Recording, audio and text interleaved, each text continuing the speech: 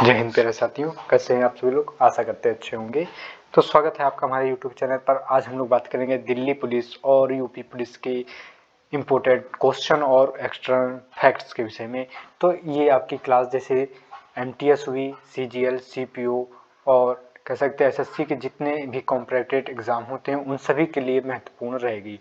ठीक, बात करेंगे पहला क्वेश्चन। दक्कन में मराठों द्वारा एकत्रित भू राजस्व को 25% खालिस्तान कहा जाता था।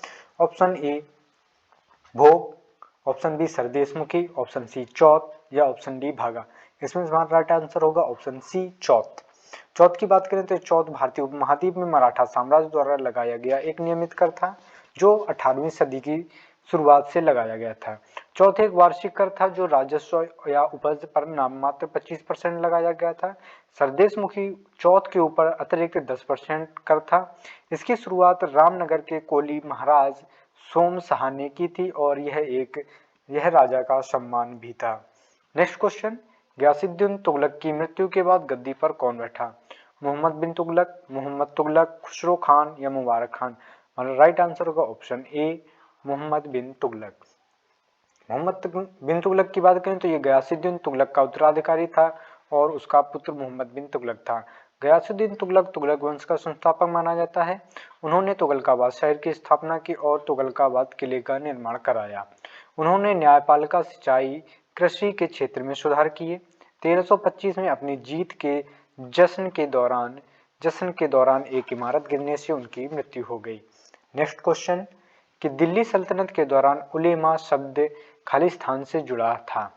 कमांडर इन चीफ, ग्राम राजस्व अधिकारी, विद्वान, शास्त्री और न्यायवाद या डाक अधिकारी। ऑप्शन सी हमारा सही होगा, विद्वान, धर्म शास्त्री और न्यायवादी। उलेमा शब्द मुस्लिम विद्वानों के लिए एक समूह को संदर्भित करता है जिन्हें इस्लामी पवित्र कानून, धर्मशास्त्र के विशेषज्ञ ज्ञान के रूप में पहचाना जाता है।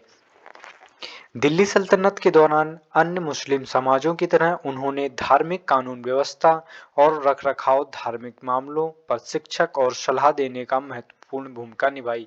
ये जो उलेमा शब्द है ये मौलवियों के लिए होता है, मौलवियों के लिए। और मौलवी की बात करें जैसे हिंदू धर्म में पंडित होते हैं, पंडित उनके लिए उसी प्रकार है। नेक्स्ट क्वेश्चन, निम्नलिखित में से कौन से मुगल सम्राट शाहजहां का पुत्र था। Option A Humayun, option B Jahangir, option C Aurangzeb, option D Sikandar Lodhi. हमारा राइट आंसर होगा ऑप्शन सी औरंगजेब। शाहजहां का पुत्र औरंगजेब था जो मुगल वंश का छठा मुगल सम्राट था और उसने 1658 से 1707 तक शासन किया था।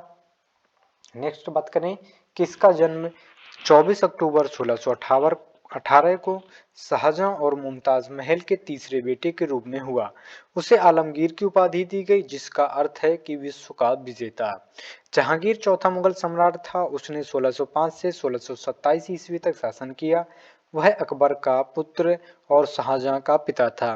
हुमायूं दूसरा मुगल सम्राट था और उसने 1530 से 1540 तक शासन किया। फिर 1555 से 1556 तक शासन किया। ये कुछ समय के लिए गद्दी पर नहीं बैठा। इसकी युद्ध के समय एक हार के कारण ये गद्दी पर नहीं बैठा। नेक्स्ट कि वह मुगल वंश का संस्थापक और बाबर का पुत्र था। सिकंदर लोधी 1489 से 1517 तक दिल्ली सल्तनत का शासक था। यह मुगल वंश का नहीं था।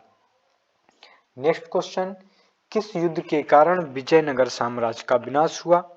रायचूर की लड़ाई, हल्दी घाटी की लड़ाई, तलीकोटा की लड़ाई, आरकोट की लड़ाई। तुम्हारा राइट आंसर होगा ऑप्शन सी तलीकोटा की लड़ाई। तलीकोटा की लड़ाई की अगर बात करें तो तलीकोटा की लड़ाई 26 जनवरी 1565 को विजयनगर साम्राज्य और दक्कन सल्तनत के मध्य लड़ी गई। यह एक जल विभाजक लड़ाई थी। इसका अंत विजयनगर साम्राज्य की पराजय के साथ हुआ जिसके फलस्वरूप कमजोर हो गया था। विजयनगर साम्राज्य की स्थापना 1336 ईस्वी में हुई। हरिहर और बुक्का द्वारा की गई। हरिहर और बुक्का सांगंग राजवंश के थे। संगम, सलुआस, तुलुवा और अराविदु ने विजयनगर साम्राज्य पर शासन किया था। श्रीरंगा तृतीय विजयनगर साम्राज्य का 1642 से 1672 के अंतिम शासक के रूप में रहा। क्वेश्चन नंबर 6, कि पृथ्वीराज तृतीय ने खालिस्तान में अफगान शासक सुल्तान मोहम्मद गौरी को हराया? तो ऑप्शन ए 1991, ऑप्शन बी 1992, 1292 या 1291। हमारा राइट आंसर होगा ऑप्शन ए 1291। ये 1291 में तराइन का प्रथम युद्ध था और 92 में तराइन का द्वितीय युद्ध था। ठीक, अगर बात करें तराइन के युद्ध की तो सबसे प्रसिद्ध चाहमान शासक पृथ्वीराज तृतीय 1168 से 1192 तक शासन किया, जिन्होंने 1191 में मोहम्मद गौरी नामक अफगान शासक को हराया, लेकिन अगली ही वर्ष 1992 में उससे हार गए। मोहम्मद गौरी का आक्रमण 1175 से 1206 ईस्वी तक चला। मोहम्मद गौरी ने भारत पर आक्रमण किया और भारत में मुस्लिम प्रभुत्व की नींव रखी। उन्हें प्रायः भारत में मुस्लिम शासन का संस्थापक माना जाता है। तराइन के युद्ध की बात करें तो 1191 में लड़ी गई तराइन की पहली लड़ाई पृथ्वीराज चौहान ने गौरी को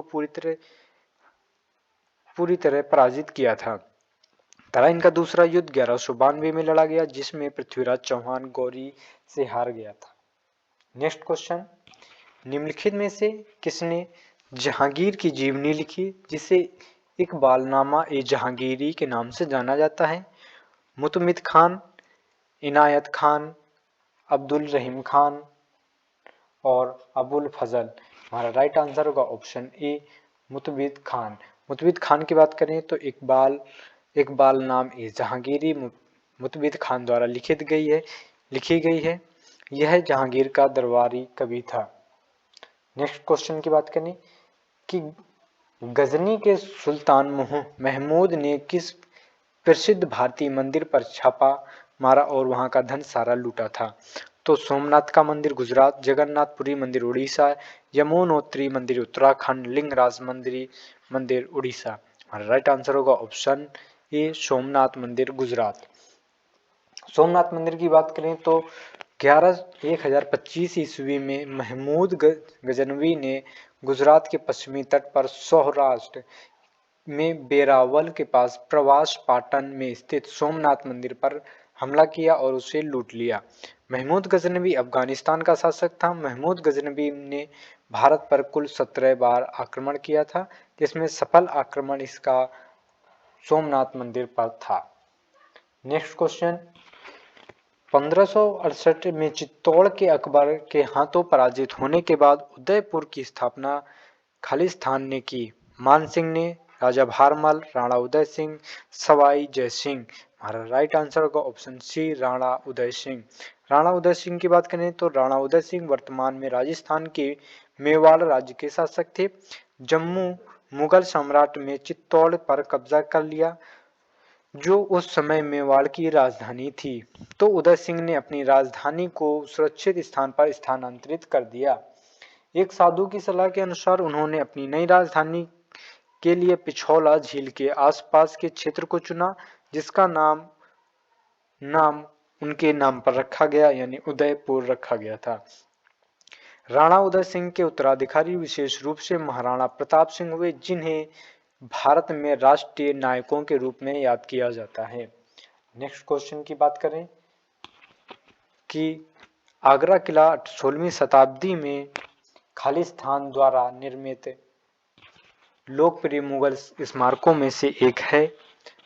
शाहजहां द्वारा, अकबर द्वारा, हुमायूं द्वारा या बाबर द्वारा। ऑप्शन बी हमारा राइट आंसर होगा, यानी अकबर द्वारा।